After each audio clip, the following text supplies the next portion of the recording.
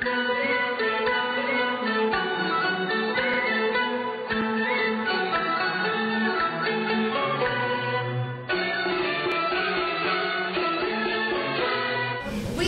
exactly what these regimes hate the most, which is to try to get local and national news to the people that it's happening to.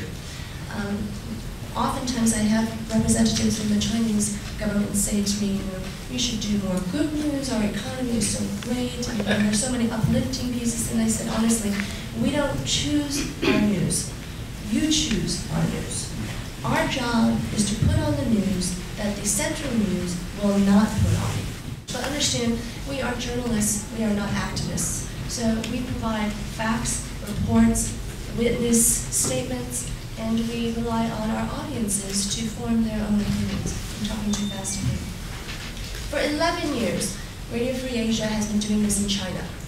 We have created a wide network of brave sources, as we discussed this morning, and these sources take enormous risks to come to us and tell us about what's going on in China. But they know, the thing that they know after 11 years is that if they have a breaking story on human rights or press freedom, civil unrest, land seizures, corruptions, Radio Free Asia will be there for them.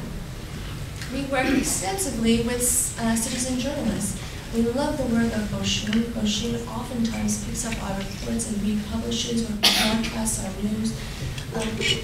But we have a unique role in that we must be vigilant to our journalistic ethics. In other words, if we can't confirm a story, we hold it. And believe me, we hold so many stories we would love to break that we honestly believe are true.